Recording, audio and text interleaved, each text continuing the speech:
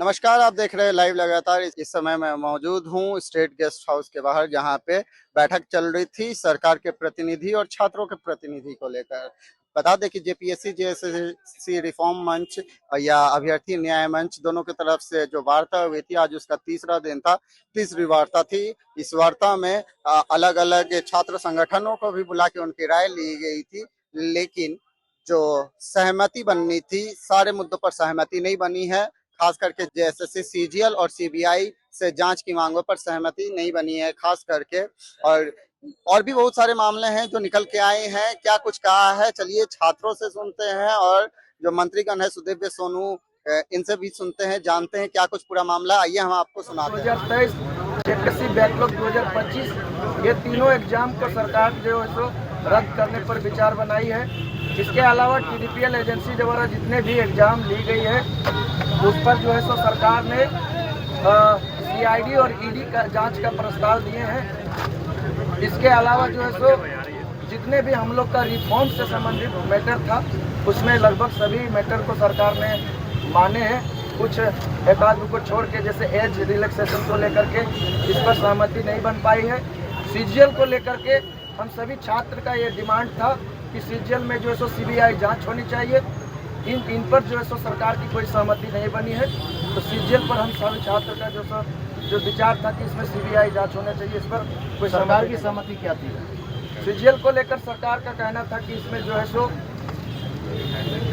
Retired जज की अध्यक्षता में जो है इसको न्यायिक जांच कराई जाएगी। अगर उसमें वित्तीय अनियमितता को देखने को मिलता है तो उसमें ईडी का भी इन्वॉल्विंग किया जाएगा। लेकिन हम सभी छात्रों का ये डिमांड है कि उसमें सीबीआई जांच होनी चाहिए।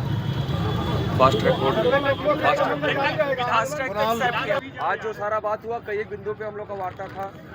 14वीं JPSC, TDPL agency, JSSC CGL, साथ ही साथ एज रिलैक्सेशन और रिफॉर्म्स का कुछ मांग। तो रिफॉर्म्स का ज़्यादातर मांग जो है सर ने सहमति दी है कि उसके लिए हम कंसिडर करेंगे। और कुछ चीज़ों में देखिए, कुछ चीज़ों में जो है सहमति नहीं बन पाई है, उसके पीछे का कारण भी सर की तरफ से जो है वाजिब है, मेरा मानना है वाजिब है। लेकिन 14वीं जेपीएससी पे सर की सहमति है कि 14वीं जेपीएससी की परीक्षा रद्द हम लोग कर रहे हैं। साथ ही साथ बैकलॉग का 2 एग्जाम है, उसको भी हम लोग रद्द कर रहे हैं। फास्ट ट्रैक कोर्ट के गठन पे भी सर की सहमति है। जो सबसे मेन बोन ऑफ कंटेंशन है वो जेएसएससी सीजीएल और कुछ पीजीटी वगैरह। और मुझे लगता है आंसू लिपिक का भी जो हमारी एक बहन आई थी हमारे साथ में, सर ने उस पर भी सहमति दी है कि हम लोग उस पर जो है विचार करेंगे और उसको हम लोग कंसिडर करेंगे। अब जो सबसे बड़ा हम लोग का बोन ऑफ कंटेंशन है जेएसएससी सीजीएल का, साथ ही साथ टीडीपीएल ने जितनी परीक्षाएं कराई हैं, टीडीपीएल से जो भी परीक्षाएं, हमारी डिमांड है कि सारी परीक्षाओं को रद्द किया जाना चाहिए। उसके लिए हम लोगों ने सुप्रीम कोर्ट के जो उदाहरण भी कुछ कोर्ट्स किए हैं। सर चाहते हैं कि उसमें हम उनको कुछ समय दें, न्यायिक जांच की प्रक्रिया है। सर का कहना है कि हम लोग जो है कुछ समय लेंगे, पर हमारी मांग है कि चूंकि यह परीक्षा प्रक्रिया दूषित है टीडीपीएल के द्वारा, तो टीडीपीएल के द्वारा जितनी भी परीक्षाएं हैं वो समस्त परीक्षाओं को रद्द किया जाना चाहिए। साथ ही साथ जेएसएससी सीजीएल की परीक्षा का सर का कहना है कि हम लोग एक रिटायर्ड जज के उसमें जो है कमिटी में हम लोग इसकी पूरी जांच विदिन 90 डेज हम लोग इसको कराना चाहते हैं। तो हम लोग का इस पे जो है सहमति नहीं बन पाया। मैं स्पष्ट रूप से कहूँ, हमारी मांग सीबीआई की है। हम लोग सीबीआई जांच पे हम लोग रद्द करने की मांग थी। हाँ, यस सर, आपकी मांग रद्द करने की थी। हम लोगों ने ये भी बोला कि परीक्षा को रद्द करते हुए जो सीबीआई इंक्वायरी होनी चाहिए, जिसपे सहमति नहीं बन पाई है, यही हमारा जो है अंतिम है। धन्यवाद। आंदोलन बिल्कुल धन्यवाद। अब हमारे तरफ से सरकार की तरफ से वक्तव्य। आज तीसरे दिनों की वार्ता और तमाम कंसल्टेशन के बाद हेमंत सोरेन जी के निर्देश पर सरकार ने यह निर्णय किया कि 14वीं जीपीएससी और 23-25 के बैकलॉग में हुई अनियमितताओं को 2 तरीके से देखा जाएगा।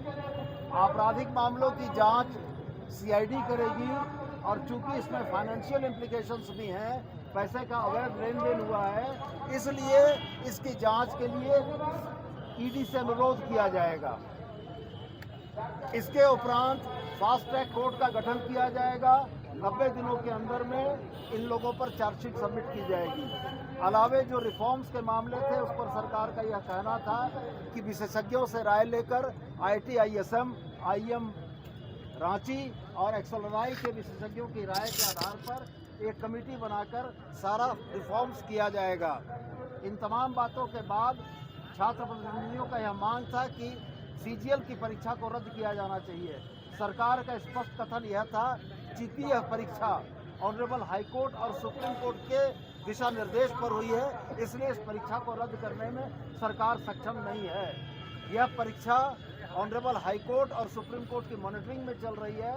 सरकार यही कर सकती है कि एक रिटायर्ड जज की अध्यक्षता में एक मॉनिटरिंग कमेटी बनाकर इस जांच की मॉनिटरिंग कर दे, जिस पर छात्रों का मानने से इनकार हुआ। और हम ये समझते हैं कि 98% बिंदुओं पर सरकार ने सहमति प्रदान की। 2% बिंदु पूरे में मसले में जो बचे, जो सिर्फ और सिर्फ सीजीएल की परीक्षा के रद्द करने के थे। और सरकार का स्पष्ट कहना है कि जो माननीय न्यायालय के आदेश पर परीक्षा कंडक्ट की गई है, जिसका परीक्षा का प्रकाशन है, जिसके अभ्यर्थी नौकरी कर रहे हैं, उनको सरकार अपने स्तर से रद्द नहीं कर सकती है। सरकार छात्रों में विश्वास जगाने के लिए सीआईडी के ऊपर एक रिटायर्ड जज की अध्यक्षता में एक कमेटी बनाने को तैयार थी कि यदि सीआईडी आपकी बातों को नहीं सुनती है तो रिटायर्ड जज का एक विंडो आपको हम दे रहे हैं, जहां आप अपनी बातों को रख सकेंगे। कुल मिलाजुलाकर इन तमाम प्रक्रियाओं और प्रयासों के बाद हम लोगों का यह मानना है कि सरकार ने अपने तरफ से पूरी सदाशयता दिखाते हुए, छात्रों के प्रति पूरी संवेदनशीलता दिखाते हुए इस आंदोलन को समाप्त करने की कोशिश की।